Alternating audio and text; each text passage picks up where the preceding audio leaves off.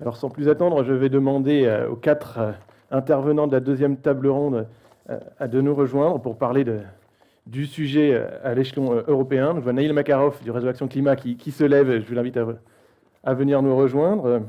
Carole Mathieu, bonjour, donc de l'IFRI, je vous invite aussi à nous rejoindre. Et nous avons aussi donc avec nous, je vais le présenter tout à l'heure un peu plus en détail, Nicolas Bermans, bonjour, et Patrice Geoffron, je vous en prie.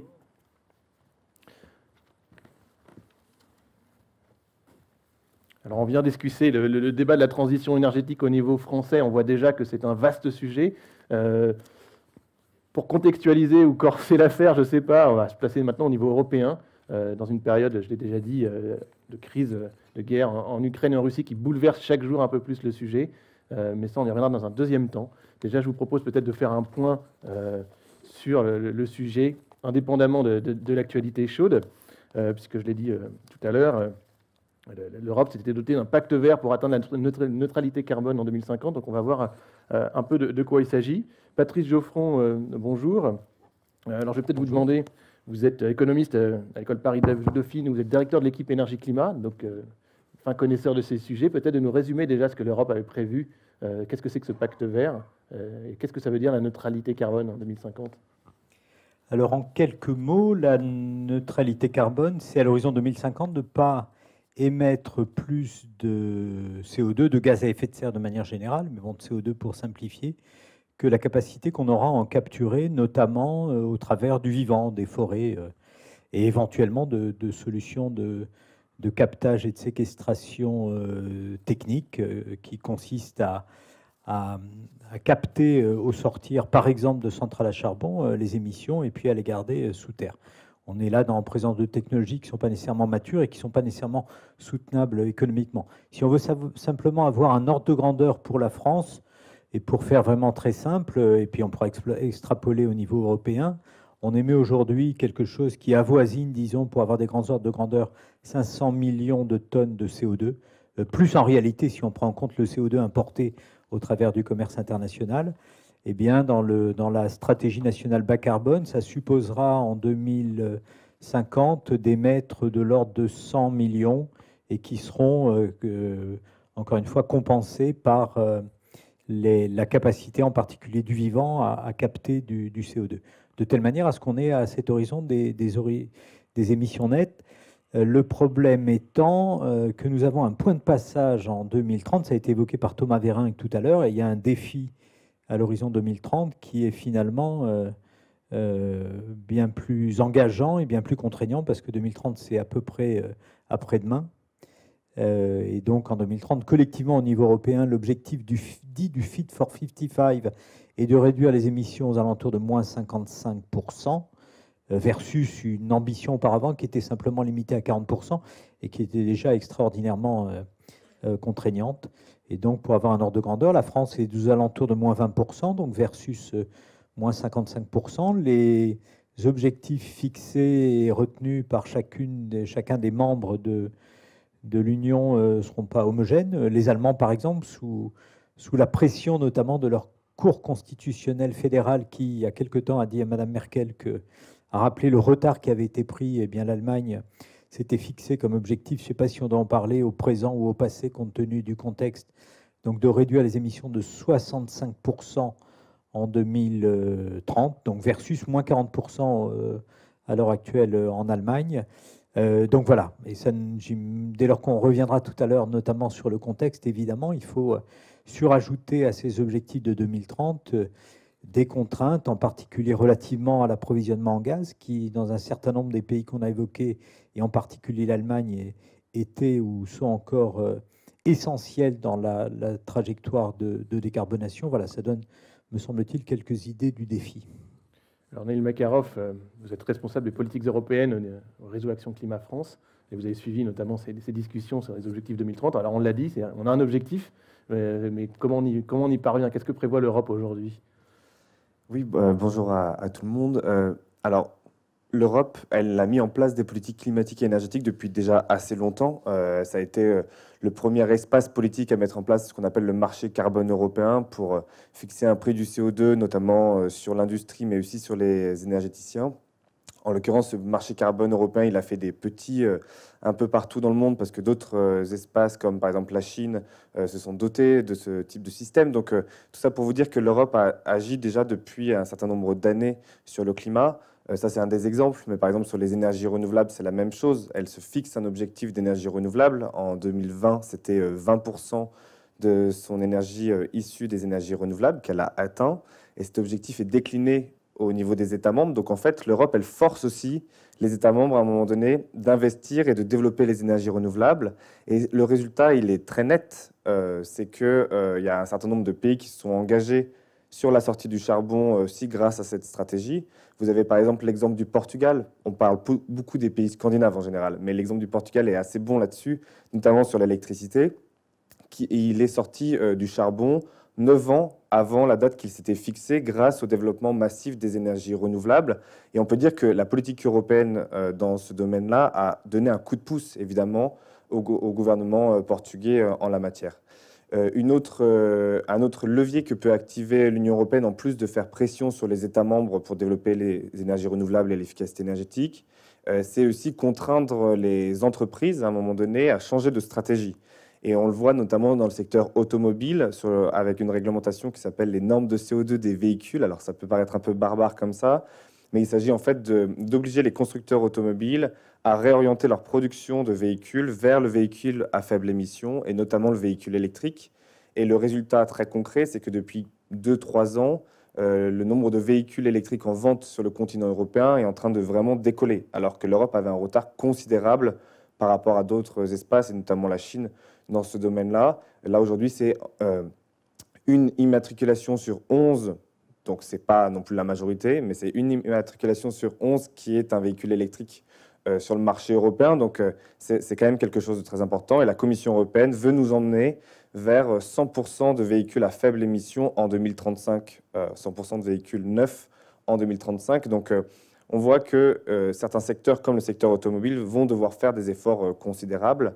Donc voilà, simplement quelques exemples pour vous dire que l'Europe a déjà agi. Est-ce que c'est suffisant pour nous emmener vers l'horizon de neutralité climatique et les au moins 55% de baisse des émissions de gaz à effet de serre en 2030 ?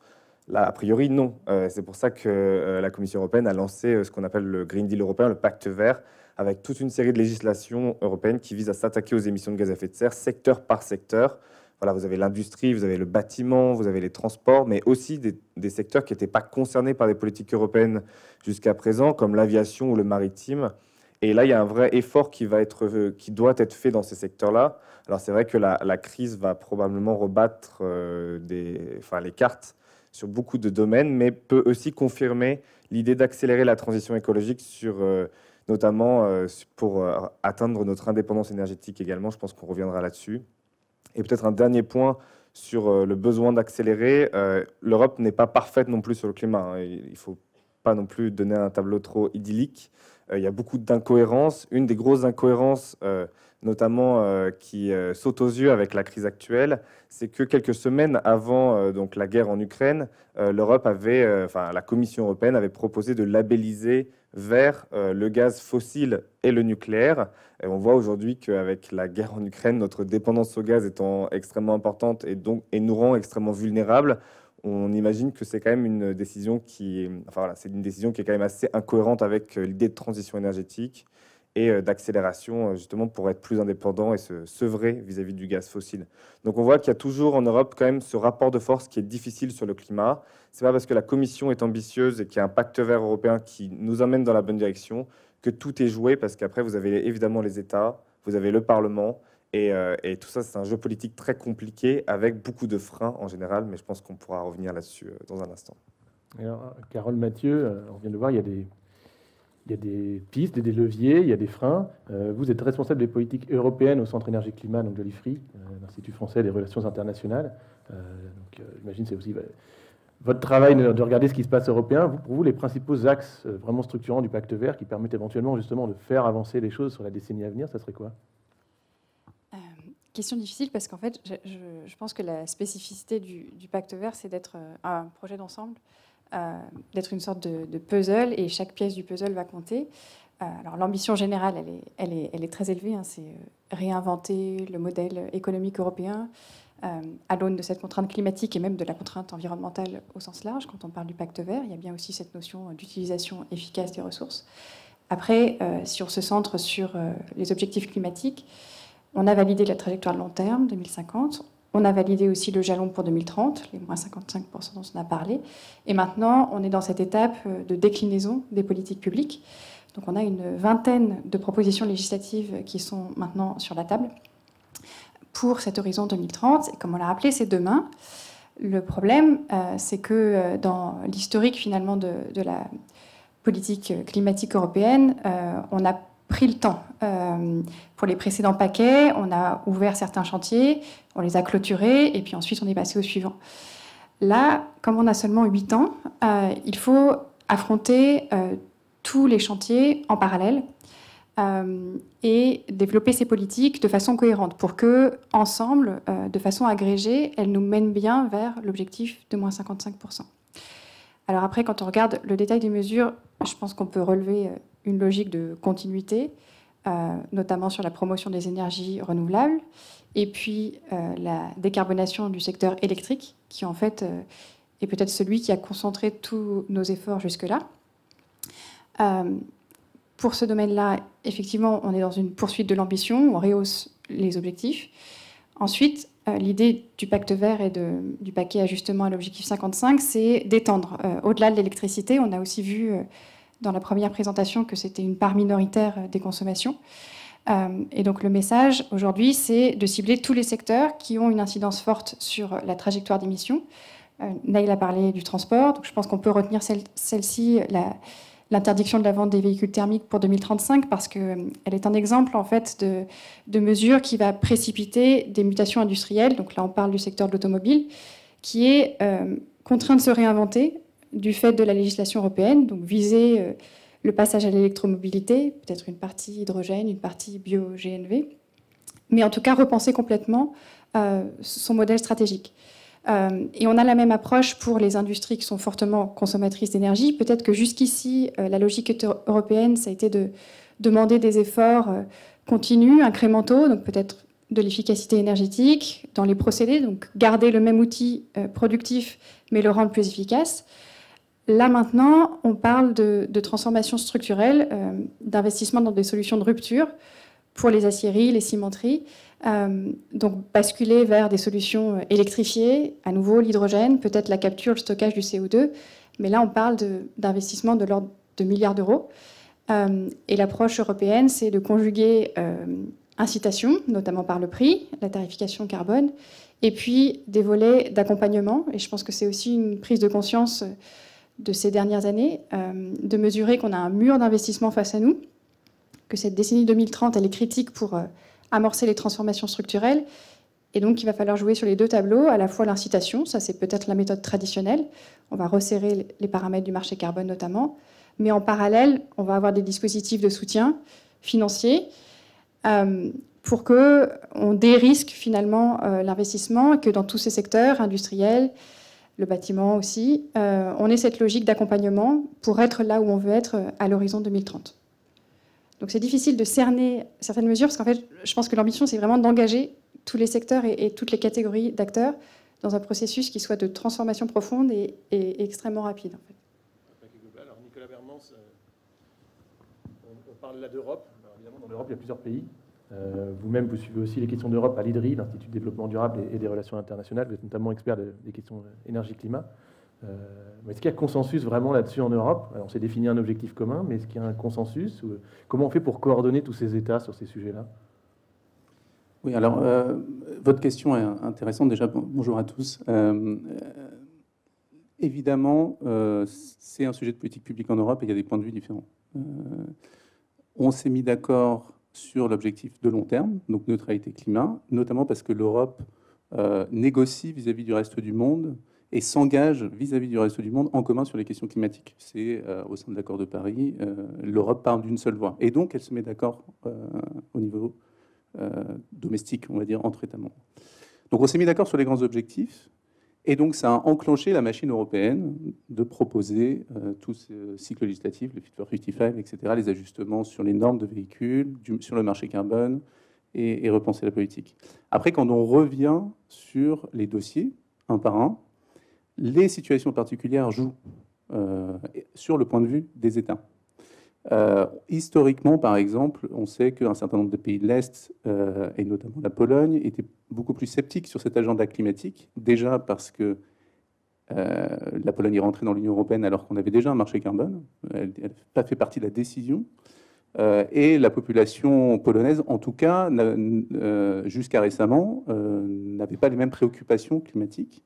Et en plus de ça, le mix énergétique polonais était très intensif en charbon domestique, avec une forte préoccupation sur les questions de sécurité énergétique, de garantir un approvisionnement domestique.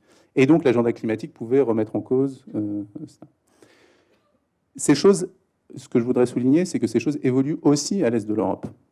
En ce moment, la Pologne s'est engagée à sortir du charbon en 2049. Ça peut paraître lointain, mais c'est quand même un progrès par rapport à la situation antérieure. Elle investit dans les énergies renouvelables.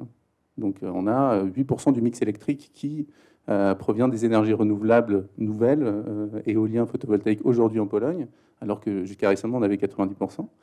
Et c'est pour vous donner un exemple que les choses évoluent, mais que tout le monde ne va pas au même rythme. Un deuxième critère, c'est qu'évidemment, on n'a pas le même niveau de développement en Europe. Et donc, du coup, un certain nombre de pays demandent à ce que leur situation particulière soit prise en compte. Donc, on a ce tableau politique qui est forcément un peu compliqué. Et là, je pense que ce qui est important de souligner, c'est, on va dire, l'adresse de proposer un agenda aussi large que le Green Deal. Pourquoi ? Parce qu'en fait, on rediscute de tous les dossiers ensemble.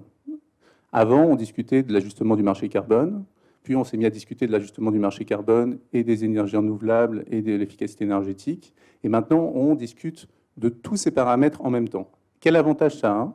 Ça veut dire que politiquement, les dossiers qui vont être plus embêtants pour un certain nombre d'États, on peut penser par exemple au mécanisme d'ajustement carbone aux frontières que la France défendait beaucoup, mais où l'Allemagne était assez réticente au commencement sur cette discussion, parce qu'elle craignait des réactions d'autres États à l'extérieur de l'Europe, puisque c'est une économie qui exporte beaucoup.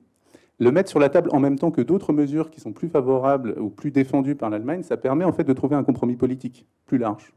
Et donc finalement, c'est un pari qui, à mon sens, est quand même en train d'être testé. En fait, on n'a pas encore le résultat final de ces négociations, mais en tout cas, c'est une approche plus holistique, plus systémique, qui permet finalement de toucher à toutes les dimensions et toutes les choses qui doivent changer en Europe pour pouvoir atteindre ces objectifs qui sont certes ambitieux, de moins 55% en 2030 et d'ici 2050. Alors, je l'ai dit en introduction, hein, là on dessine un peu le panorama tel qu'il était il y a encore quelques semaines. Mais évidemment, il y a toute l'actualité Russie en Ukraine qui vient questionner un peu tous ces sujets-là. Alors j'ai un peu envie de vous demander à chacun d'entre vous, Patrick Geoffroy, je ne sais pas si vous voulez commencer, qu'est-ce que ça change le conflit russo-ukrainien dans cette politique européenne? Qu'est-ce que ça remet en cause? Alors, il faut en parler avec beaucoup de prudence, parce qu'évidemment, ce qu'on pourrait dire dans l'instant est fonction de la durée du conflit, de son périmètre, enfin toute une série de paramètres sur lesquels, évidemment, personne ne peut s'engager à ce stade.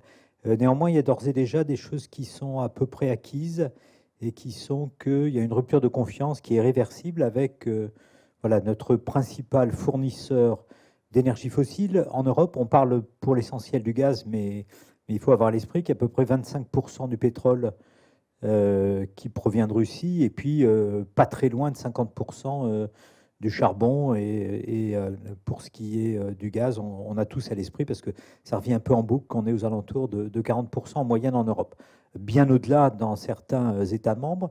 Et donc on a une rupture, et on a une rupture notamment pour ce qui est du gaz, j'allais dire, du storytelling de Gazprom sur la durée, qui est de rappeler que à tout moment, y compris pendant la guerre froide, il y a une continuité d'approvisionnement du gaz, et que quand le gaz n'est pas arrivé, c'est qu'il s'est passé des choses dans les pays de transit. Mais de fait, l'Union soviétique puis la Russie, en toutes circonstances, finalement, a dégagé sa responsabilité. Et on était, notamment du côté allemand, dans une sorte de... dans ce qui s'est révélé être désormais, il n'y a plus d'ambiguïté, une fiction, consistant à dire que finalement, on pouvait, avec la Norvège, qui est un autre grand fournisseur, et puis la Russie, avoir des relations qui soient gouvernées schématiquement par les lois du commerce. Ça a totalement explosé. Et donc, alors, il peut se passer toute une série de choses à l'avenir, selon qu'on pourra s'engager ou non dans des embargos, par exemple, sur le pétrole, etc. Mais laissons de côté le court terme. Il est totalement évident que dans la décennie, le plus rapidement possible, et j'allais dire, peu importe les horizons, mais en tout cas, on a vocation à importer moins de pétrole, de charbon et de gaz de Russie. Et donc, ça va avoir un effet mécanique, naturellement, sur la transition, c'est-à-dire qu'on va être conduit à porter d'ailleurs dans des conditions logistiques qui seront plus compliquées, par exemple pour le gaz. Alors, d'une part, on n'importera pas autant de gaz que ce qui arrive à l'heure actuelle de Russie. Ça n'est tout simplement pas possible. Donc, les solutions vont passer, notamment beaucoup par de la sobriété, naturellement. Mais en tout cas, le gaz qu'on va importer, par exemple des États-Unis, les engagements pris par Joe Biden hier à Bruxelles sont à court terme d'apporter 15 milliards de mètres cubes de plus. Ça n'est qu'un dixième des importations russes, donc ça donne une petite idée des difficultés. Et puis, dans la décennie, progressivement, de monter, si techniquement c'est possible, à 50 milliards. Donc, on voit que les possibilités de substitution sont assez limitées. Il n'y en aura pas massivement qui viendra d'ailleurs, un peu par tuyau d'Algérie. Les Norvégiens sont d'ores et déjà, j'allais dire, proches du maximum de leur capacité. Le Qatar nous en enverra un peu plus. Mais enfin, globalement, voilà, on va se retrouver avec globalement des énergies fossiles qui seront plus coûteuses à importer, plus complexes, avec notamment des infrastructures d'importation qu'on va devoir, notamment en Allemagne, déployer précisément pour accueillir plus de gaz naturel liquéfié. Donc ça va être plus coûteux, à des prix plus élevés en moyenne, des prix plus instables, ce qui est également un facteur également très traumatisant, à la fois pour les ménages, pour les entreprises. Et les politiques publiques à l'heure actuelle sont très très mal préparées pour amortir les chocs. On a vu que dans le cas de la France et chez un certain nombre de nos voisins, ce qu'on sait faire, c'est assez massivement et dans l'urgence déployer des boucliers avec un spectre large, ce qui est extrêmement coûteux. Au moment où nous parlons, ça a d'ores et déjà coûté entre 25 et 30 milliards pour la France, et y compris avec ce que les économistes appellent un effet d'aubaine. Il y a des tas de ménages qui auraient pu supporter de payer significativement plus cher leur électricité, leur gaz, et ne pas bénéficier forcément de la ristourne de 15 centimes ou plus qui va être accordée à partir du 1er avril. Voilà, là dans l'urgence, peut-être également dans une période un peu particulière en termes de cycle électoral, mais plus probablement parce qu'on n'a pas la boîte à outils. Voilà, il n'y a pas d'éléments dans la boîte à outils qui, à l'heure actuelle, peuvent être efficaces pour amortir les chocs, alors qu'on a la garantie, encore une fois, compte tenu de ce qui se dessine, d'avoir des prix qui sont plus instables. Et enfin, le troisième élément qui va entrer également en ligne de compte, c'est qu'on n'est pas certain quantitativement d'avoir autant de fossiles que ce qu'on escomptait. C'est-à-dire qu'il n'y a pas simplement une incertitude sur le prix, mais il y a également une incertitude sur le volume. Lorsqu'on combine tous ces éléments, très prosaïquement, je pense qu'on a en tout cas désormais un alignement entre notre intérêt économique, notre intérêt en termes de sécurité et l'intérêt environnemental. Comment dire, si on veut parler avec un peu de cynisme, et c'est vraiment terrible et ça serre le cœur de devoir parler dans ces termes, mais de fait, on a désormais une taxe carbone à un niveau qui est très élevé. Et plus élevé, encore une fois, que ce qui avait conduit à la crise des Gilets jaunes. Simplement, ce sont nos fournisseurs de fossiles qui touchent cette taxe, et notamment les Russes. Donc évidemment, ça correspond à ce que les anglo-saxons appellent un wake-up call. Donc ça doit nous conduire à nous réveiller. Mais essayons de considérer les choses positivement et sur ce que tout ça peut avoir, disons, d'effet d'accélération par rapport à la transition.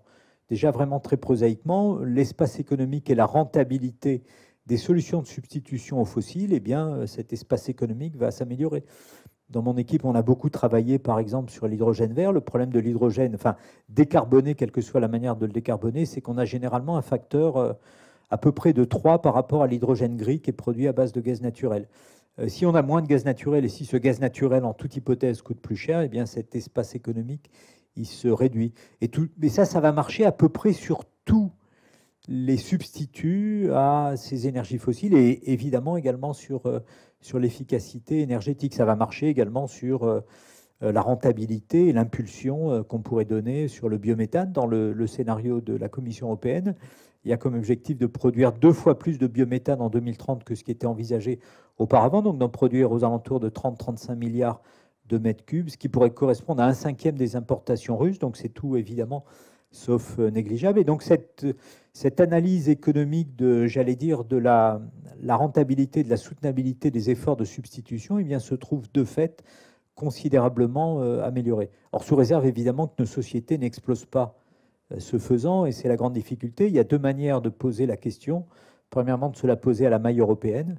Il est assez plausible qu'à l'ouest de l'Europe, à la fois parce qu'on aura un accès plus simple du fait de la façade maritime à du gaz naturel liquéfié, mais également du fait de niveaux de vie qui sont plus élevés que dans la partie est, eh bien, on aura peut-être une capacité d'absorption de ces chocs qui sera plus élevée. Donc il va falloir qu'on reste solidaire, parce qu'évidemment, dans ce conflit, la pire des choses qui pourrait nous arriver, c'est d'avoir une implosion de l'Union. Et puis, il faudra considérer cette question également à l'intérieur de chaque partie des sociétés. Et ce qui est un défi, au moment où nous parlons, il y a 5 millions de ménages qui sont en situation de précarité, statistique terriblement élevée et totalement officielle. Donc, il y a 12 millions de personnes qui vivent en France, avant le choc, encore une fois, avant le choc, en ayant des difficultés à faire face aux coûts énergétiques du foyer. Et donc, comme ces coûts ont vocation à augmenter, évidemment, il va falloir que dans l'urgence, on s'empare de ces questions. Et toute dernière observation, moi, ce qui me navre un peu dans l'état actuel des choses, c'est que je n'ai pas vraiment l'impression qu'on s'empare de ces questions, de la complexité de ces questions dans le débat politique.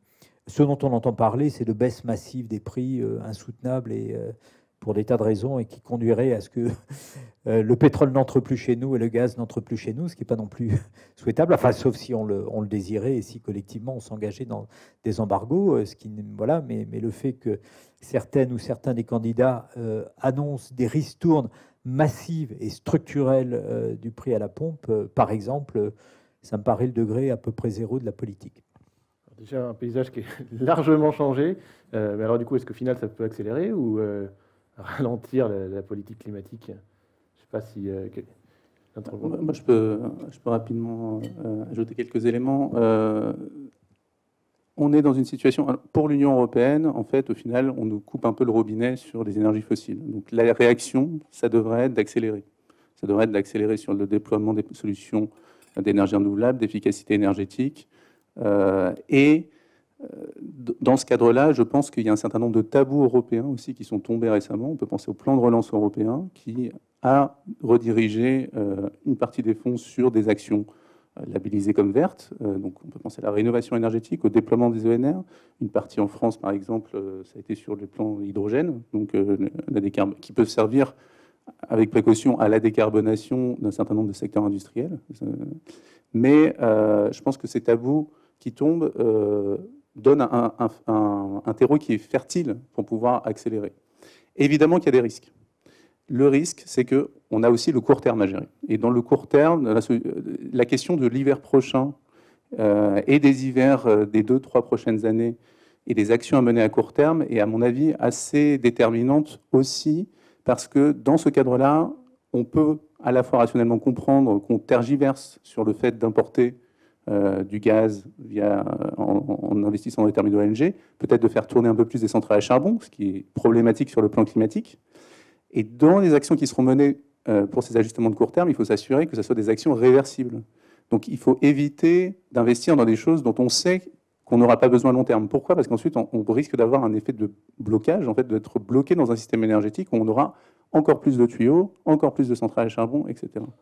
Donc ça, pour moi, c'est le principal risque que je vois. Après, il y a beaucoup d'opportunités pour l'Europe à accélérer, au contraire, son agenda climatique, son agenda énergétique, et on le voit d'ailleurs déjà dans les discussions européennes, parce que finalement, quand on observe les discussions du Conseil européen, donc des États membres et au Parlement européen, certaines voix sont en train de s'élever pour demander un renforcement de ces objectifs. Évidemment, la question derrière, c'est qu'il faut aussi un renforcement des moyens pour investir, un renforcement des moyens aussi pour assurer le pacte social européen, donc le fait d'aider les ménages, notamment. Mais l'opportunité, finalement, est là, et l'opportunité en plus politique, parce que cette crise ressout d'une certaine manière l'Est et l'Ouest de l'Europe, il me semble, en tout cas c'est ma lecture. Justement, je ne pense pas, ou en tout cas je n'ose pas penser que face à un risque sécuritaire commun, un risque de fragmentation de l'Europe, soit renforcée. Au contraire, à mon sens, ça peut ressouder les Européens ensemble. Alors, Carole Mathieu, justement, dans ce paysage, quels moyens on peut éventuellement avoir pour gérer cette situation? Qu'est-ce que vous nous conseilleriez? Mon sentiment, c'est en fait que tous les scénarios là sont possibles et que le principal déterminant, ce sera la réponse des pouvoirs publics. Et qu'on peut imaginer un scénario qui soit très défavorable au climat, qui serait finalement des mesures centrées sur la limitation de la hausse des prix pour les consommateurs finaux et de façon non ciblée, comme on a évoqué.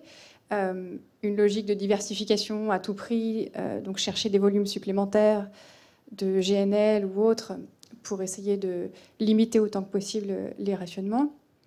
Et puis, l'oubli de ces réponses structurelles, donc ne pas mettre en place le cadre qui serait nécessaire pour aller déployer les leviers en termes de production de biométhane, de NR, de nucléaire, dont ne parle pas forcément la Commission, mais qui est aussi une des options sur la table, ou même pour le secteur résidentiel et le chauffage, les pompes à chaleur.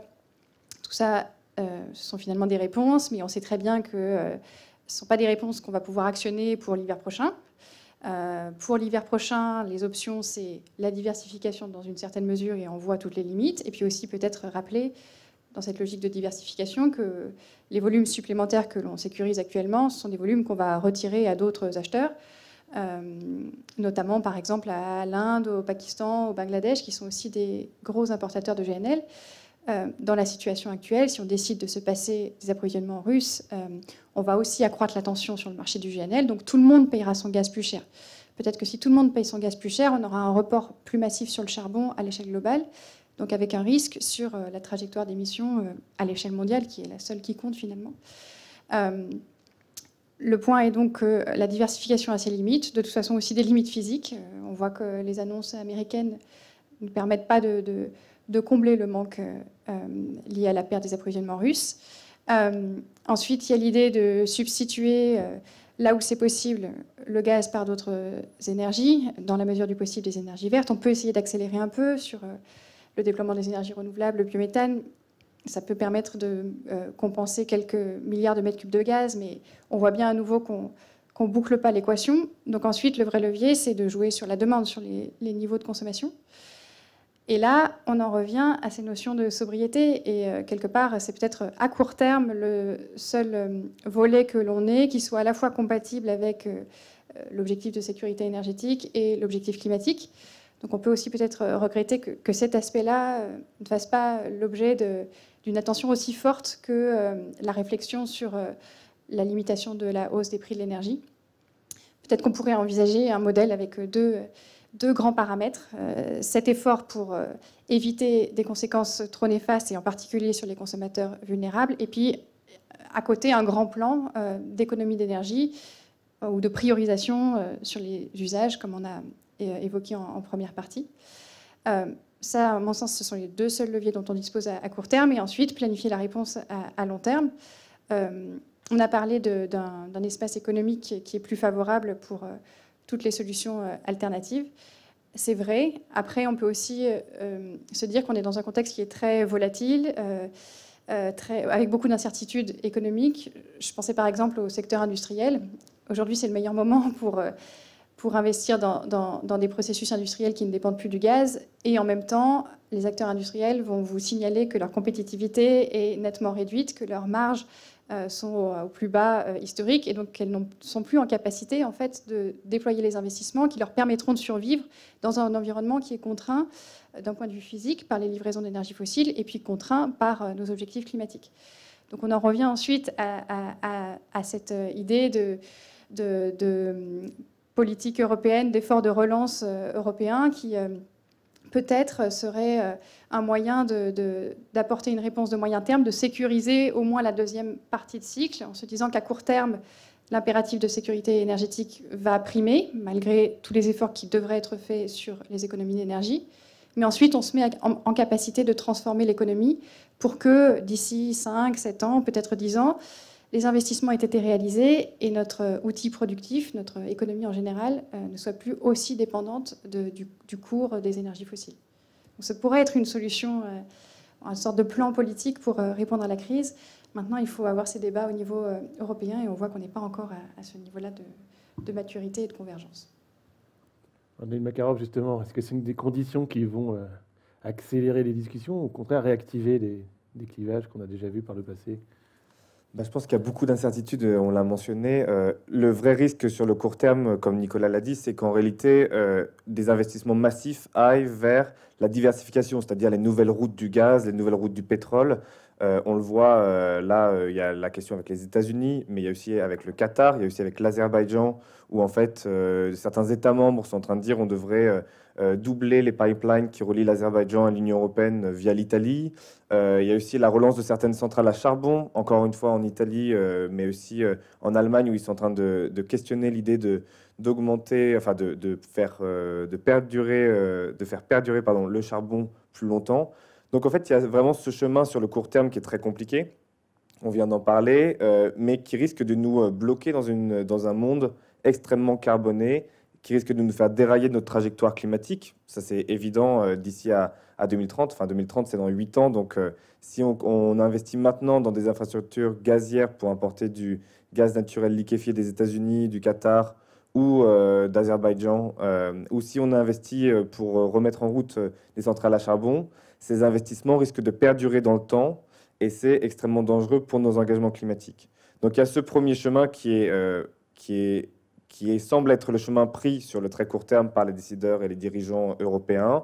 Mais il y a le second chemin qui est celui de la transition énergétique, évidemment, avec un accent très fort qui doit être mis sur la sobriété. On en a beaucoup parlé lors de la première table ronde et vous en avez parlé. Mais concrètement, vous avez l'Agence internationale de l'énergie, hein, ce n'est pas une ONG, c'est vraiment, enfin voilà, je veux dire, c'est une organisation internationale extrêmement consensuelle, en tout cas parmi ses membres, qui a rendu 2 rapports en 3 semaines qui parlent de sobriété, par exemple pour réduire notre consommation de gaz, baisser la température des logements, mais pas que. Il y a aussi les entreprises, il y a aussi les administrations de 1 degré pour réduire assez considérablement notre consommation de gaz en Europe. De même sur le transport, parce qu'on parle beaucoup du gaz, mais on ne parle pas tellement du pétrole, baisser la vitesse sur les autoroutes de 130 km/h à 110 km/h et réduire par exemple notre usage de la voiture pour les trajets de moins de 2 km permet sur le très court terme de réduire fortement notre dépendance au pétrole russe, enfin en tout cas de baisser notre consommation et donc quelque part d'être en mesure de couper notre approvisionnement de pétrole russe. Et vous avez un certain nombre d'États, et notamment l'Allemagne, qui ont sorti des mesures de sobriété sur le court terme, notamment des tickets, comment on pourrait appeler ça, des abonnements de transport public à seulement 9 € par mois dans tout le pays. Donc voilà, ce sont ces mesures-là qu'on doit mettre en place sur le très court terme pour amortir le choc, qui va être évidemment un choc.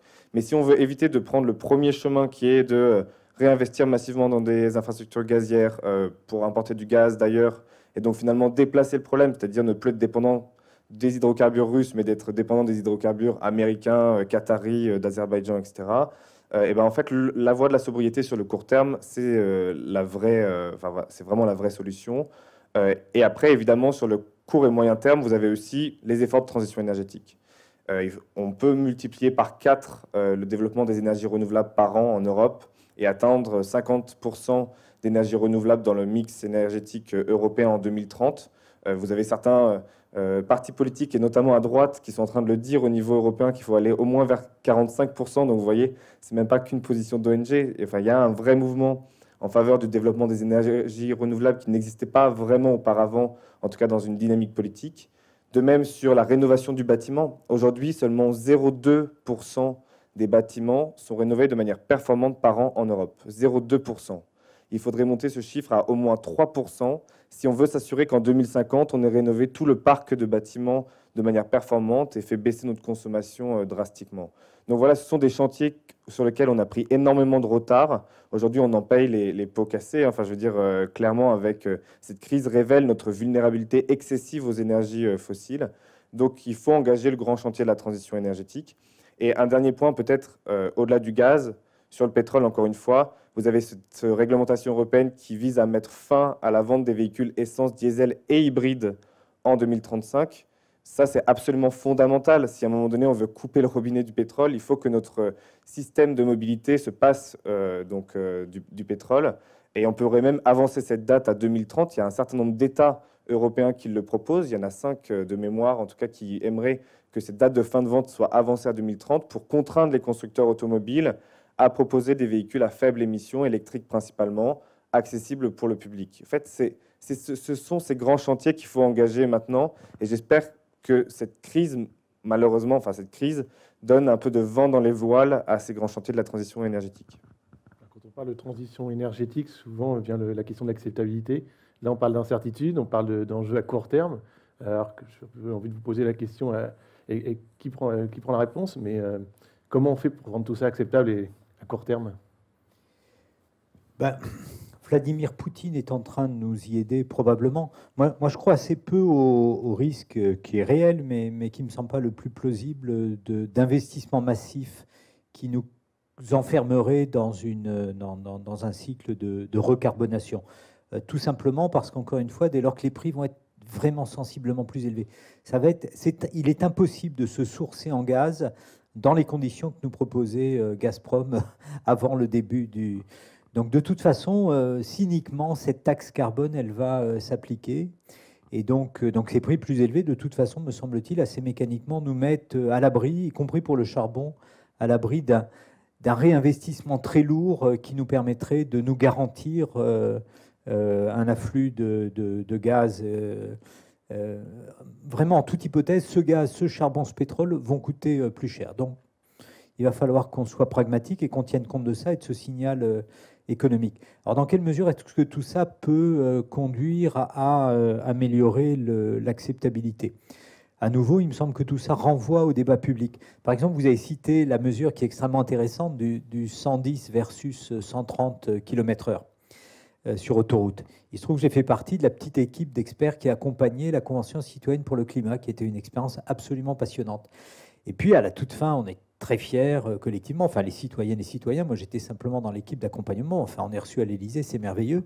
Le président de la République reçoit le rapport et les 150 mesures et il nous dit, écoutez, pour vous faciliter la vie, je vais en mettre 2 de côté qui vont conduire à une levée de bouclier, parmi lesquels le 110 km/h.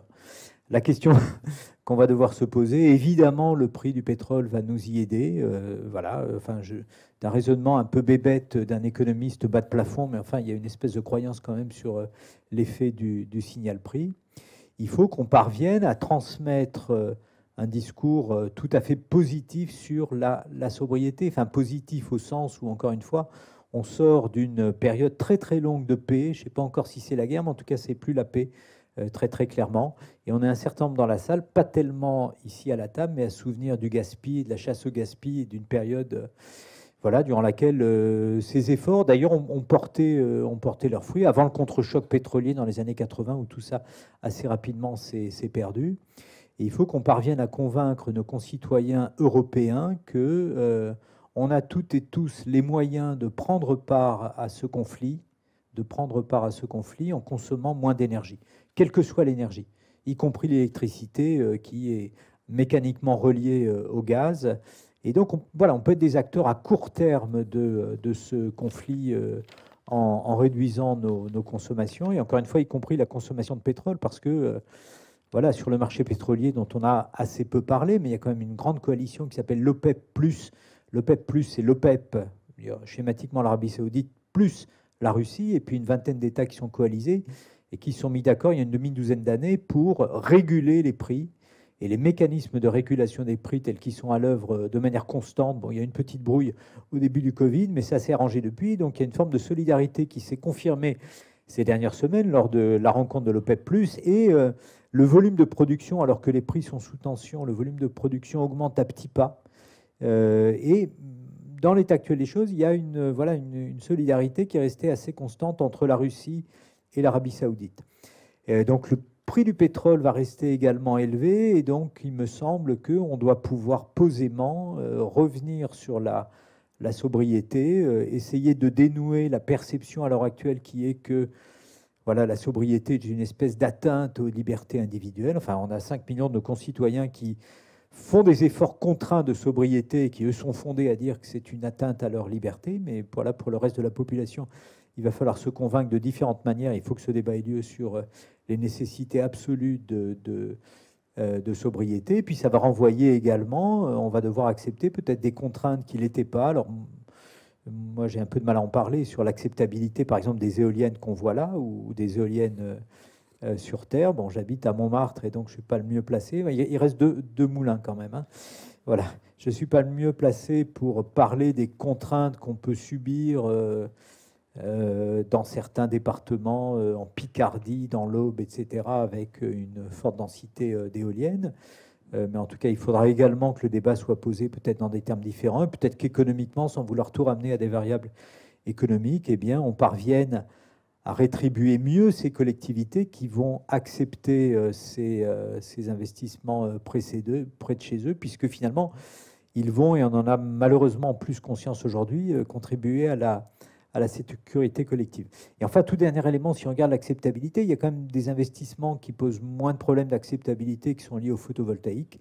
Et donc là, il va falloir faire la chasse au foncier qui a peu de valeur à l'heure actuelle. J'ai eu à travailler, par exemple, sur des transformations de projets autoroutiers dans une perspective d'autoroute décarbonée. Dans les autoroutes, il y a beaucoup de foncier qui n'a pas de valeur, voilà, sur lesquels on pourrait mettre du photovoltaïque assez massivement, peut-être pour couvrir l'intégralité des besoins des véhicules électriques en 2030-2035. Mais il se trouve qu'il y a un problème à l'heure actuelle contractuel, c'est simplement pour montrer la manière dont certains verrous pourraient sauter, qui est que voilà, les concessions automobiles s'arrêtent contractuellement en 2030 ou en 2035. Et si on fait du photovoltaïque contractuellement, il faut s'engager jusqu'en 2040 au moins. Et donc on a un problème légal et on n'est pas parvenu à le faire sauter jusqu'à maintenant. Donc il y a des réserves foncières importantes dans le foncier de la SNCF, dans le foncier des armées. Il va falloir qu'il y ait une mobilisation dans ces domaines. Il va falloir faire sauter tout de même 2-3 règles, hein. Les problèmes d'acceptabilité des renouvelables à l'heure actuelle ne sont pas uniquement liés à du NIMBY, donc à des gens qui ne veulent pas avoir des emmerdements, si vous me passez l'expression, enfin c'est trop tard. À leur fenêtre, il y a aussi voilà, un corps de règles qui n'est pas très bien adapté à être réactif. Or, il va falloir l'être.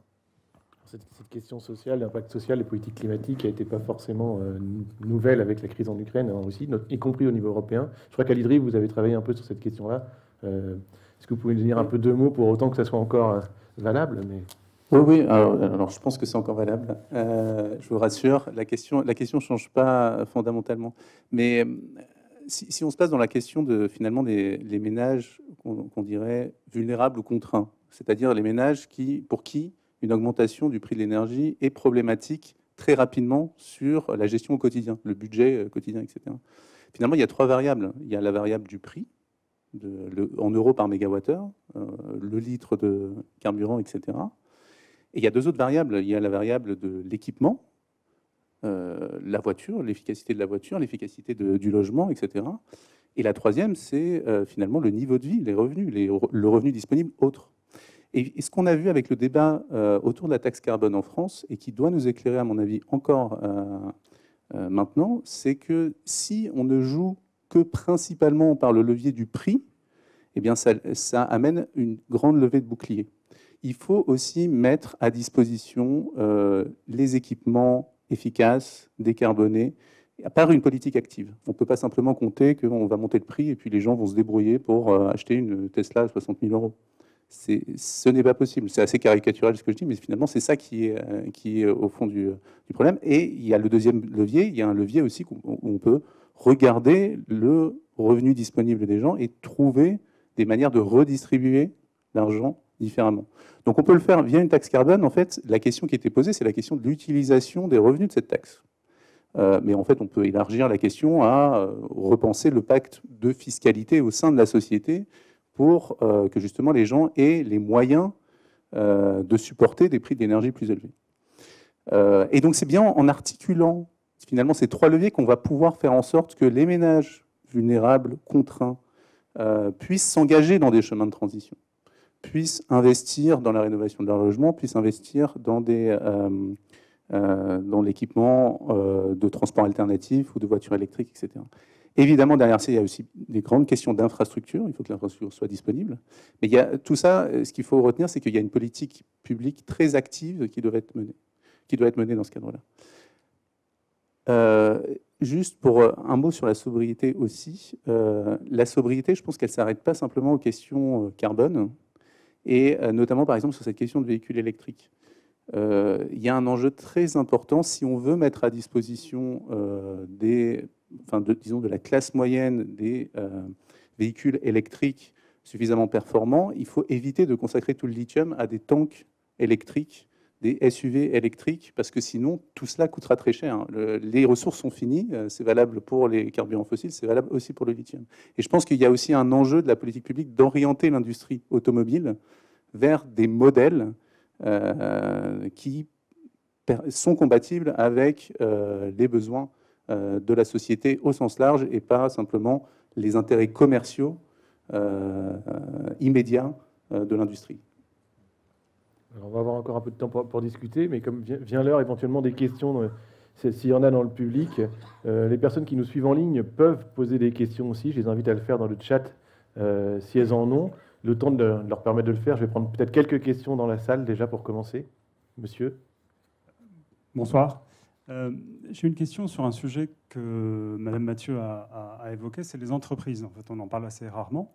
En fait, c'est une question en trois morceaux. La première, c'est quels sont les incentives, les incitations et les contraintes que l'Europe peut mettre sur les entreprises pour qu'elles soient,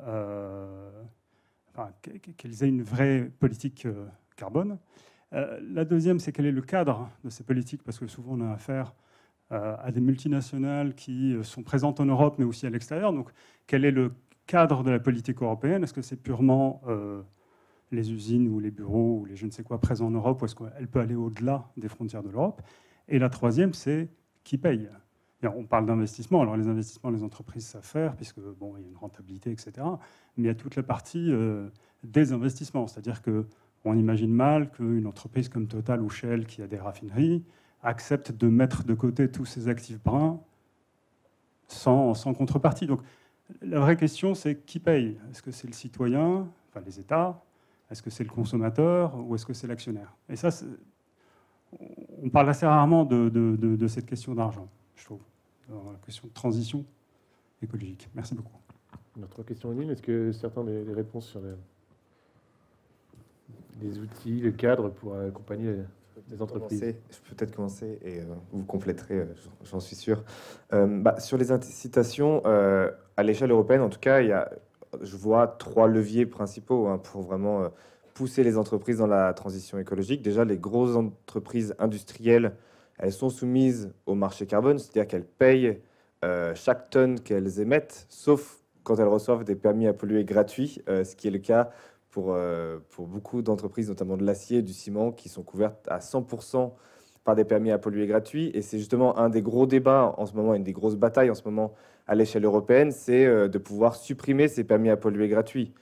Surtout si on veut mettre en place une taxe carbone aux frontières, ce serait vraiment absurde d'avoir une taxe sur les importations, alors même que les industriels européens, eux, ne payent pas le prix du CO2. Donc, ça, c'est une vraie bataille en ce moment en Europe. Malheureusement, là, en l'occurrence, je pense que la crise, la guerre en Ukraine risque de mettre un frein un peu à ce débat, parce que, évidemment, parler de prix du CO2 sur les entreprises, ça paraît assez en décalage avec l'explosion des prix de l'énergie actuelle. Et donc, il est fort probable que des industriels, en tout cas, en profitent pour pousser justement une réforme du marché carbone qui soit plus avantageuse pour eux. Donc l'aspect prix du CO2, en l'occurrence, c'est un vrai sujet de bagarre en Europe, à voir comment ça évolue. La deuxième incitation, c'est l'investissement public. Et là, vous avez raison, c'est-à-dire que comment est-ce qu'on accompagne les sites industriels les plus carbonés? Comment est-ce qu'on accompagne aussi les bassins d'emploi? Parce que ce n'est pas seulement les sites, en l'occurrence. Il y a eu quand même une innovation en Europe qui est le fonds de transition juste depuis quelques années. Depuis 2 ans exactement, qui est une amorce. Alors c'est vraiment embryonnaire, mais c'est 40 milliards d'euros, si je ne me trompe pas. Non, c'est 17 milliards d'euros, ça devait être 40 et ça a été coupé à 17 milliards d'euros. Donc vous voyez, c'est très faible, mais qui vise à accompagner les régions qui dépendent notamment du charbon pour transformer l'emploi, essayer de développer de nouvelles activités, développer les énergies renouvelables, pour qu'en fait, petit à petit, ces régions sortent de leur dépendance au charbon. Et donc que les travailleurs aussi soient reformés, reconvertis, etc. Et ça, je pense que c'est un bon exemple, quelque part, pour des grands sites ou des bassins d'emploi très carbonés, qu'il faut accompagner, sinon le risque social, de laisser des gens sur le carreau, est très important et ça serait complètement contre-productif pour la transition. Ça marche très bien pour des bassins très denses, comme des bassins charbonniers. Ça marche peut-être un peu moins bien, disons, pour des secteurs beaucoup plus diffus. Vous pouvez imaginer cibler, par exemple, des industries automobiles, mais des secteurs beaucoup plus diffus, comme le tourisme, par exemple. Ça va être plus difficile de faire la transition juste dans le secteur du tourisme. Mais en tout cas, voilà, il y a des mécanismes qu'on peut inventer et qui existent déjà, qu'il faut développer et finaliser. Et la troisième incitation, c'est finalement la norme. Quand vous fixez une norme de CO2 sur les véhicules, vous contraignez les constructeurs automobiles à passer vers le véhicule électrique. Quand vous fixez un standard de performance énergétique sur les bâtiments, vous obligez aussi la filière du bâtiment et du BTP à aller vers la construction plus performante d'un point de vue énergétique. Donc, en fait, et là, pareil, c'est en débat en ce moment à l'échelle européenne. Donc, on a aussi des leviers dans les négociations actuelles pour qu'en 2030, ça peut paraître loin, mais en tout cas, pour qu'en 2030, ces chantiers soient vraiment très avancés et que les entreprises se soient vraiment engagées dans la transition. Donc, il y a ces trois incitations pour moi, en tout cas, comme je les vois. Le prix du CO2, l'aide, grâce à l'investissement public en partie, et évidemment la norme, parce que quand on parle d'investissement, l'investissement seul ne suffit pas. Il faut aussi normes et standards qui vont avec. Autrement, on jette de l'argent par les fenêtres si on n'a pas en fait un niveau d'ambition et de standards suffisamment élevé dans lesquels investir. Oui, je veux bien ajouter un ou deux éléments en complément, et en étant totalement d'accord évidemment avec ce que tu viens de dire. Il me semble quand même qu'on peut pas. Ça va être un peu compliqué d'avoir uniquement un discours sur le sang et les larmes par rapport à cette transition. Il y a un moment, il va falloir s'interroger également sur les bénéfices et les bénéfices locaux. Alors c'est un peu compliqué parce qu'évidemment, réduire les émissions de gaz à effet de serre, c'est un cadeau qu'on fait à la planète en prenant notre part légitimement, notamment parce qu'on est quand même historiquement, les Européens, les premiers pays émergents, donc on émet massivement depuis le 19e siècle, donc c'est normal d'être pionnier dans le fait de se décarboner, mais on voit bien qu'à chaque fois qu'on a un choc, eh bien, on a ce débat sur est-ce que finalement sauver le monde, c'est cette tension entre sauver le monde entre les difficultés de la fin du monde et les difficultés de la fin du mois. Par rapport à ça, moi j'aimerais faire deux observations. Premièrement, lorsqu'on regarde par exemple les statistiques de l'Agence européenne de l'environnement, l'Agence européenne de l'environnement nous dit c'est merveilleux, les efforts qu'on a d'ores et déjà faits ont permis de réduire la mortalité en Europe qui est liée à la pollution de l'air de 100 000 personnes. C'est merveilleux. Sauf qu'il y a encore une mortalité de 300 000 personnes. 300 000 personnes par an qui meurent, hors Covid naturellement, qui meurent du fait de la pollution de l'air. On pourrait dire tout ça, c'est une affaire d'État charbonnier, c'est à l'est de l'Europe, etc. Ça ne concerne pas la France. La France, c'est 40 000 morts. Tel que c'est évalué, notamment par des gens sérieux, par le Sénat, tous les 3-4 ans, ça coûte 2% du PIB. 2% du PIB, c'est 50 milliards d'euros à peu près. L'OCDE a d'ailleurs fait des calculs et a regardé la manière dont on peut expliquer la croissance européenne depuis l'an 2000. Il y a 15% de la croissance européenne, 15% donc de la richesse additionnelle qui s'est créée durant cette période, qui correspond à l'amélioration de la qualité de l'air. En dépit des retards qui ont été accumulés sur la décarbonation, etc., tout ce qu'on a fait d'ores et déjà explique que, alors déjà en termes de santé publique, on se porte mieux que ça n'aurait été le cas sinon. Et puis, donc, tout ça a des effets en termes économiques. Donc, il va falloir que cette valeur économique, elle remonte, parce que sinon, encore une fois, on va être condamné à faire des efforts notamment liés à notre sécurité collective, et il n'est pas certain que tout ça ne conduise pas à une grande instabilité. Donc, il faut introduire ça dans le débat. Deuxième élément. Donc on a bien compris que les Européens sont pionniers, on va essayer de garder le cap en dépit des difficultés, ou peut-être du fait des difficultés. Il se trouve qu'il y a un chiffre qu'on n'a pas suffisamment commenté au sortir de la COP26. Une des conclusions de la COP26, c'est qu'il y a plus de 90% des émissions mondiales qui sont dans des pays qui ont pris des engagements de neutralité carbone. Alors, il faudra voir si ces engagements sont suivis des faits ici et maintenant, mais enfin, qui sont d'accord. Pour les plus avancés, c'est l'Islande en 2035, et puis les plus tardifs, on sait, c'est l'Inde, etc., en 2070. Mais à l'intérieur de ces pays, il y a des entreprises, et lorsqu'on regarde les plus grandes entreprises mondiales, beaucoup d'entre elles sont sous une pression qui les a conduites également à prendre des engagements de neutralité carbone. Et donc, il y a bien un moment, il va falloir qu'il y ait une réconciliation entre ces engagements et les territoires d'investissement.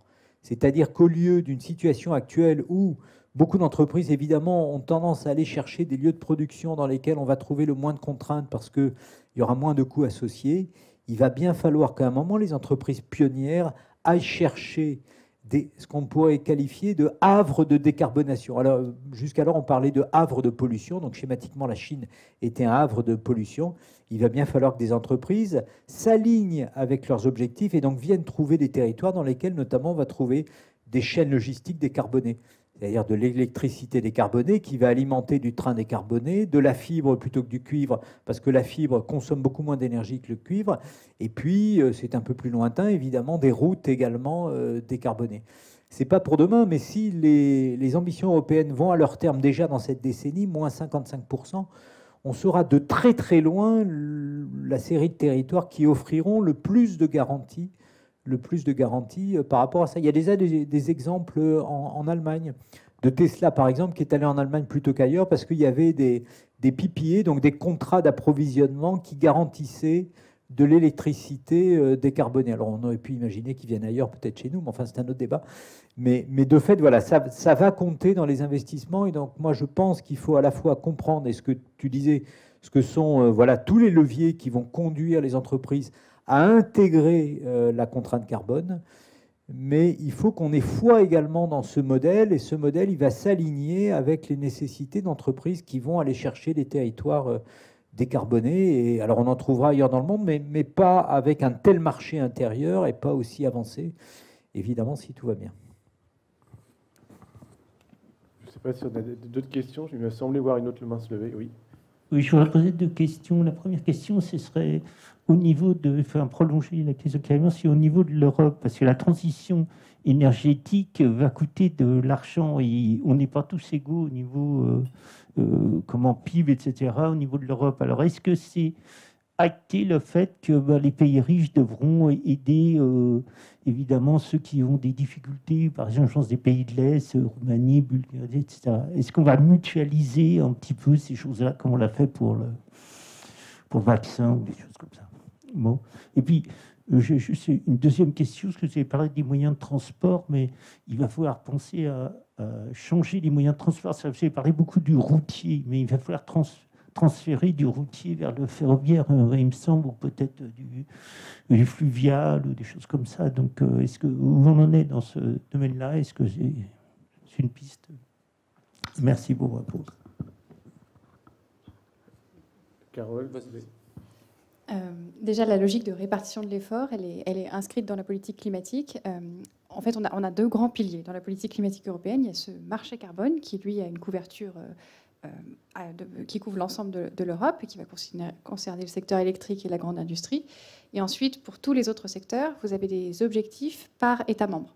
Donc pour le bâtiment, la plus petite industrie notamment, l'agriculture, pour ces secteurs-là, vous avez des décisions de répartition de l'effort entre les États membres. Et le niveau de réduction qui est demandé va essentiellement dépendre du niveau des capacités financières, en fait, du niveau de PIB et du potentiel de réduction des émissions. Donc on demande un effort moindre à la Pologne ou la Bulgarie qu'à la Suède, à la France ou à l'Allemagne. Ça, c'est établi et on poursuit cette logique dans le paquet 2030. Mais la nouveauté, c'est que maintenant, on demande des efforts à tout le monde. Par exemple, un pays comme la Bulgarie avait seulement à maintenir ses émissions donc des secteurs non couverts par le marché carbone à un niveau stable. Maintenant, elle devra les réduire de moins 10%. Donc tout le monde doit participer à l'effort. Ça, c'est la logique du paquet 2030. Ensuite, vous avez différents dispositifs qui vont permettre de mieux répartir la charge financière.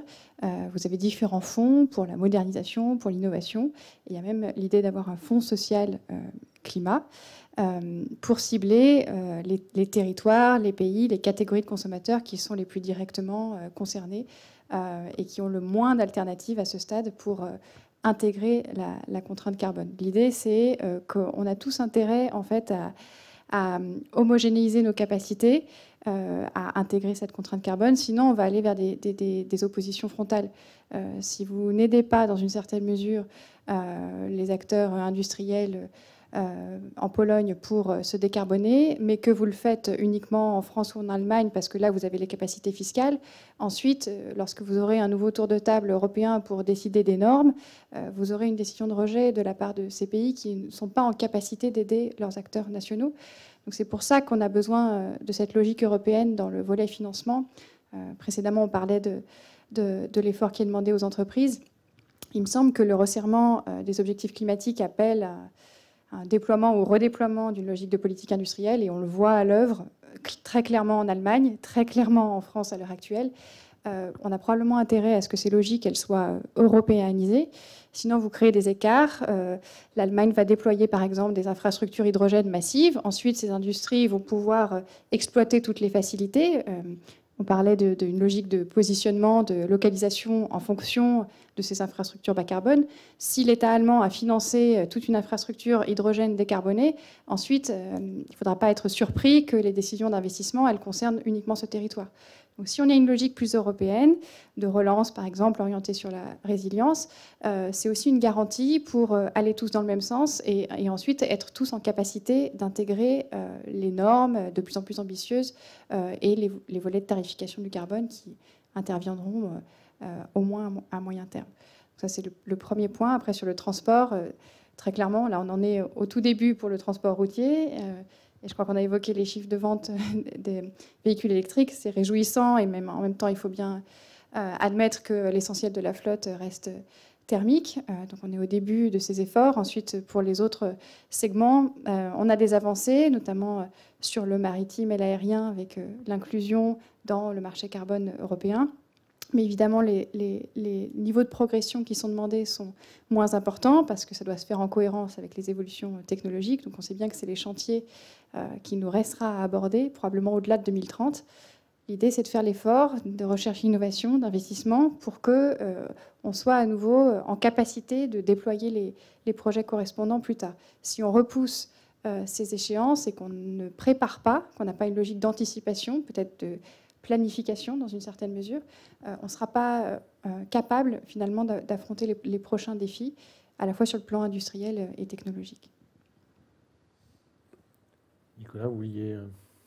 Je crois qu'il y a une autre question, mais juste pour rebondir sur ce qui était dit sur le transport, je pense que clairement, en Europe, le transport, on est moins avancé que sur l'énergie, d'une certaine manière, parce qu'on n'a pas encore penser en commun quelles sont les infrastructures pan-européennes dont on aurait besoin. On peut penser notamment au train, on peut penser à l'interopérabilité au sens large, en fait, et ça, c'est très important pour le transport de fret. Et à mon avis, ces sujets-là, ils sont devant nous. Le sujet du transport ne se limite pas aux véhicules électriques, loin de là, enfin, aux véhicules électriques individuels, et vraiment, ces sujets sont devant nous. Le deuxième sujet d'importance, c'est qu'est-ce qu'on fait avec notre système d'aviation intra-européenne, un peu extra-européenne, mais notamment intra-européenne. Pourquoi ? Parce qu'en fait, aujourd'hui, c'est la manière la plus simple de voyager en Europe et la moins chère, quand vous allez de capitale en capitale. Et il y a une vraie question autour de la tarification, le prix final de l'aviation en Europe. Voilà, c'est tout ce que je voulais rajouter. Je ne sais pas si on a des questions en ligne. Oui, juste une petite question en ligne, puisque vous êtes sur le transport. Quelqu'un demande s'il faut passer aujourd'hui d'un moteur thermique à un moteur électrique, sachant que le budget est très serré, sans être pour autant dans les clous des aides pour les foyers les plus modestes. Quand est-ce qu'il faut changer ? Est-ce que c'est le moment ou est-ce qu'il faut attendre que les voitures électriques soient moins chères ? Est-ce qu'il faut continuer de payer les gasoil aujourd'hui ? Moi, je veux bien dire un mot sur le transport en englobant les deux questions qui ont été posées. D'abord, pour souligner ce que tu disais à l'instant, que le transport, c'est vraiment en Europe ce qui résiste. Si on regarde le niveau des émissions des transports aujourd'hui par rapport à 1990, qui est l'année de référence, ça ne baisse pas. Donc évidemment, c'est très préoccupant. Et par rapport à ça, il faut parvenir à combiner deux types de mesures. Un premier type de mesure de report modal. Donc, passer de la route au rail, par exemple, mais il faut avoir également à l'esprit la limite du report modal. À l'heure actuelle, si vous regardez le transport de fret en France, 90% passe par la route, 1% par le fluvial et 9% simplement par le rail. Et l'objectif d'ici 2030, c'est de doubler. Mais si on double, ça veut dire 80% restera sur la route. Donc il y a un objectif spécifique de décarbonation de la route, et étant entendu que pour le transport de passagers, c'est à 85%. Donc il faut faire les deux. Il faut faire plus de rails schématiquement et de transport en commun de manière plus générale, mais par ailleurs, il faut parvenir à décarboner la route. Et décarboner la route, évidemment, on imagine tout de suite le véhicule électrique. Alors c'est compliqué le véhicule électrique, notamment pour les raisons qui sont au cœur de la question. C'est encore très coûteux, le système de borne n'est pas nécessairement au rendez-vous. Enfin, il l'est en Norvège, mais partout ailleurs, c'est plus compliqué. Et puis, globalement, voilà, c'est plus compliqué, c'est plus coûteux. Et donc, il y a, j'allais dire, une expérience utilisateur qui est plutôt dégradée par rapport à du thermique. Donc, évidemment, il faut notamment accélérer le déploiement de bornes de recharge pour qu'au moins, voilà, on n'ait pas des ménages aisés qui aient un véhicule électrique pour se donner bonne conscience et qui gardent des véhicules thermiques pour les vacances, etc. Évidemment, ce serait très, très problématique. Mais il ne faut pas non plus que toute la discussion se concentre sur le véhicule électrique. J'indiquais tout à l'heure que j'avais beaucoup travaillé sur la décarbonation des autoroutes. Si on regarde les expériences en Europe, le levier le plus puissant de décarbonation des autoroutes, c'est d'organiser, ce que fait Madrid par exemple, d'organiser des plateformes multimodales. Les gens arrivent, garent leur voiture, et puis à ce moment-là, ont un bus à haute fréquence qui leur garantit d'arriver, donc ça devient du transport en commun, leur garantit d'arriver dans un délai voilà, qui est tout à fait précis, jusqu'au cœur, enfin en périphérie de Madrid. Et donc, il faut imaginer des utilisations très différentes de ces infrastructures, évidemment très carbonées. Une autoroute, c'est tout à fait emblématique du monde dont on veut sortir, mais on n'en sortira pas uniquement avec du véhicule électrique, c'est essentiel.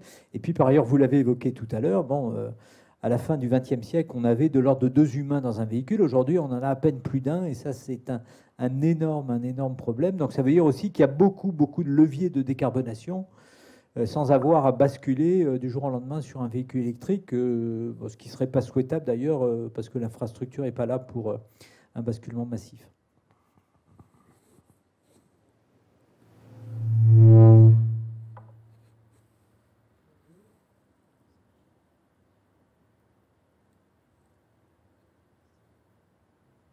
Oui.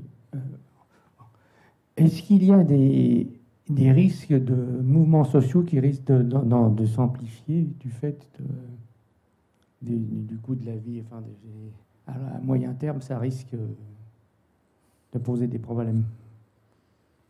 Dale ? Évidemment, je sais pas si c'est bon.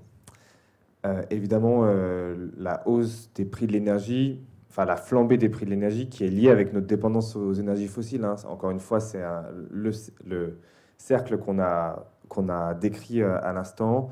On estime que cette flambée des prix de l'énergie depuis l'automne, ça ne date pas seulement de la guerre en Ukraine, mais c'est depuis l'automne, pourrait faire basculer 80 millions d'Européens dans une situation de précarité énergétique. C'est-à-dire des gens qui ne peuvent pas se chauffer correctement sans dépenser des sommes folles, enfin, voilà, qui doivent choisir entre payer leurs factures ou se chauffer, ce qui est extrêmement problématique. Et on n'a pas tellement de chiffres sur la mobilité, mais il y a aussi une précarité quelque part des usagers de la route qui sont parfois des ménages modestes ou ruraux qui dépendent de véhicules thermiques et qui aujourd'hui n'ont pas d'autre option que de l'utiliser parce qu'ils ne peuvent pas en changer. Et donc ça, typiquement, ça crée une forme de précarité qui est très importante et potentiellement une contestation sociale avec la guerre en Ukraine qui pourrait advenir si les prix continuent d'exploser. Je pense qu'il y a plusieurs réponses à apporter à ça. En l'occurrence, vous avez la Commission européenne qui a proposé, et c'est quand même assez inédit pour la Commission européenne, de taxer les profits exceptionnels des énergéticiens. C'est des grandes entreprises de l'énergie, par exemple Engie, Total, etc., parce qu'ils ont réalisé des profits exceptionnels en raison de la hausse des prix de l'énergie, tout simplement. En revendant l'énergie, ils ont donc des profits supplémentaires. De taxer ces énergéticiens pour reverser une partie des revenus ou la totalité des revenus de cette taxe exceptionnelle aux ménages, notamment les plus précaires. Et c'est très intéressant parce que la Commission européenne, elle insiste sur l'idée qu'il faut cibler les ménages les plus précaires. Il ne faut pas arroser tout le monde avec une baisse des taxes, il faut cibler les ménages les plus précaires ou les plus dépendants. Et ça, c'est vraiment extrêmement important parce que, comme on l'a dit, finalement, la hausse des prix de l'énergie aujourd'hui, certains dans notre société peuvent l'encaisser. Les plus aisés, quelque part, est-ce qu'ils doivent être soutenus par la puissance publique avec un chèque énergie ou par une baisse de taxes? Probablement non. Ils peuvent encaisser la hausse des prix de l'énergie. Par contre, les ménages les plus précaires, eux, doivent avoir une aide. Et ça me fait peut-être venir à un autre sujet du paquet climat européen très rapidement, qui est la création d'un marché carbone, un nouveau marché carbone, mais cette fois-ci sur le chauffage et les carburants. C'est ce qui était dans les cartons de la Commission européenne, notamment pendant assez longtemps, et qui maintenant est sur la table des négociations. Nous, les ONG, en tout cas les ONG françaises, on est très hostiles à cette proposition, pour la simple et bonne raison que ça va surenchérir le coût des carburants et du chauffage et risque d'enfermer les individus, comme aujourd'hui d'ailleurs avec la hausse des prix, dans finalement un piège du prix carbone. Ils vont devoir payer le prix sans jamais pouvoir, ou en ayant des difficultés à sortir vers des alternatives en rénovant son logement ou en changeant de véhicule par exemple. Et donc dans ce cas-là, il vaut mieux accompagner ce duo qui est très important, accompagner les ménages dans la rénovation de leur logement ou dans le changement de véhicule, plus rehausser les standards pour être sûr que les entreprises suivent aussi, donc fassent des bâtiments plus performants et développent des véhicules plus performants et efficaces, plutôt que de faire payer le prix du CO2 qui, à un moment donné, pour des ménages précaires et qui n'ont pas d'autre option, représente un piège. Et on le voit en fait dans la situation d'explosion des prix de l'énergie aujourd'hui. Finalement, le prix du CO2 existe déjà, il est à travers les prix de l'énergie qui explosent. On voit que ça piège énormément de ménages. Et donc, à un moment donné, il faut compenser et accompagner. C'est vraiment les deux maîtres mots si on veut éviter des contestations sociales, mais tout simplement l'explosion de la précarité qui serait un fléau pour notre société. On a encore une question.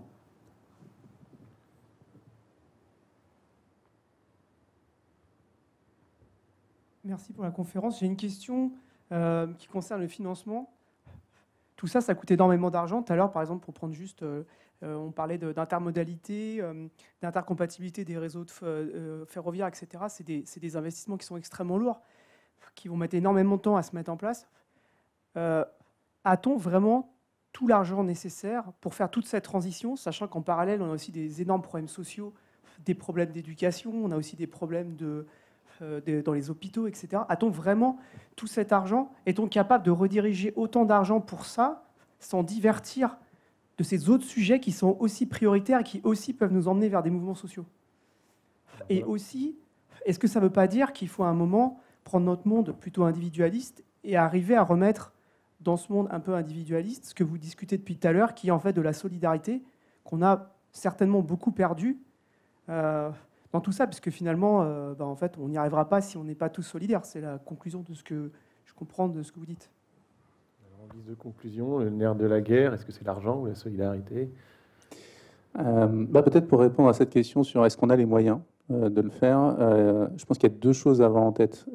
Déjà, la somme des investissements nécessaires, et les estimations, c'est 2 à 3% du PIB, à peu près, pour faire cette transition en Europe.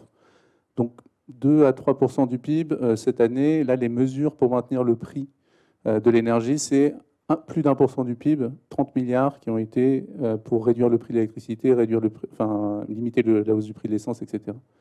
Donc, si on compare les deux, on se dit c'est possible de le faire. Il y a la deuxième référence, c'est ce qui s'est passé avec la période du Covid. En fait, au final, on a dépensé énormément d'argent pour un intérêt commun. Donc, en fait, la vraie question, c'est la question des priorités politiques. Est-ce qu'on souhaite dédier cet argent pour cela?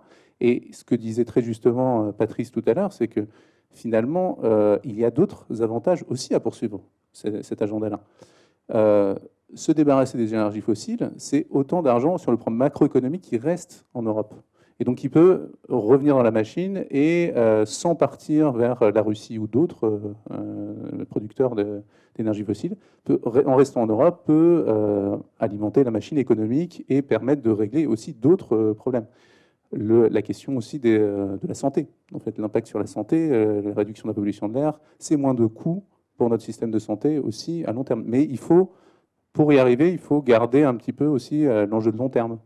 C'est ça la difficulté, et c'est encore une fois peut-être l'enjeu avec lequel l'Europe devra sortir de cette question sur l'Ukraine. On est face à une crise qui nous pousse à penser le court terme, mais on a aussi ces enjeux de long terme qu'il faut garder en vue. Oui, je pense qu'il faut évidemment, et a fortiori au sortir du Covid, on est quand même allé très loin dans le quoi qu'il en coûte, la manière de financer tout ça se pose, et pour faire écho à ce que tu disais à l'instant, je voudrais partager avec vous 2-3 chiffres pour la France. Le think tank de la Caisse des dépôts et de l'Agence française de développement, qui mesure chaque année les investissements bas carbone, qui est AI4C, 4CE, nous dit qu'à l'heure actuelle, on investit de l'ordre de 50 milliards d'euros par an et qu'il va falloir monter aux alentours de 2030, aux alentours, disons, de 100 milliards. Voilà. Retenez bien ces 100 milliards, à peu près 4% du PIB. Ça, c'est au niveau français. Au niveau européen, la Commission européenne dit qu'il faut investir de l'ordre de 1000 milliards pour être aligné avec les objectifs de 2030. Et voilà. Donc, nous avons besoin de 100 milliards. Comment fait-on ? En moyenne, nos importations de pétrole, de gaz, très très peu de charbon, nous coûtent de l'ordre de 50 milliards. Les années où le prix du pétrole est très bas, c'est 25 milliards. Cette année, ça va être plutôt 80 milliards. Voilà, donc par rapport à notre besoin de financement de 100 milliards, je viens de trouver déjà 50 milliards. Par ailleurs, les bénéfices locaux, notamment au travers de la qualité de l'air, pèsent de l'ordre également de 50 milliards. Donc, on a là à peu près, disons, de l'ordre de 100 milliards qui vont correspondre à notre besoin de financement. La question se pose, évidemment, lorsqu'on est sous pression financière, de savoir si ce besoin de financement tel qu'on va le couvrir là, est-ce qu'on ne va pas le détourner des autres, notamment services publics que vous avez évoqués, l'hôpital, l'école, etc. Et il faut bien avoir à l'esprit que, notamment via la qualité de l'air, l'amélioration de la qualité de l'air, évidemment, c'est moins de pression sur le système hospitalier. La réduction de la précarité énergétique produit toute une série de bénéfices sur les familles concernées, notamment en termes d'éducation. Très concrètement, ne pas avoir froid l'hiver, évidemment, c'est plutôt positif pour les conditions d'éducation. Et lorsqu'on va regarder, j'allais dire dans le détail, et c'est les détails dans lesquels il va falloir entrer, eh bien, on trouve toute une série de ce que les économistes appellent des co-bénéfices, et qui montrent que, voilà, on va se retrouver dans des sociétés qui seront plus paisibles, plus prospères, moins directement soumises au choc qu'on est en train de vivre. Et tout ça, ça a une grande valeur, parce que sinon, voilà, et vous avez eu tout à fait raison, monsieur, de soulever la question des menaces dans les années à venir et peut-être dans les mois à venir de choc, hein, pas uniquement en France, enfin d'instabilité sociale. Ce qui se passe à l'heure actuelle en Espagne, par exemple, ou en Italie, est particulièrement préoccupant, d'autant que va arriver une deuxième vague qui va être celle des prix des denrées alimentaires. On ne va pas être les seuls impactés, mais enfin l'Europe n'y échappera pas. Et donc l'addition de tout ça, évidemment, dresse un tableau extrêmement préoccupant. En tout cas, ce sera peut-être la conclusion et même le fil conducteur de notre après-midi. C'est une forme d'alignement des enjeux économiques et environnementaux qui peuvent peut-être laisser espérer que des choses se fassent. Il me reste à vous remercier en tout cas d'être venu cet après-midi et nous aider à décrypter un peu tous ces enjeux au niveau européen. Merci beaucoup.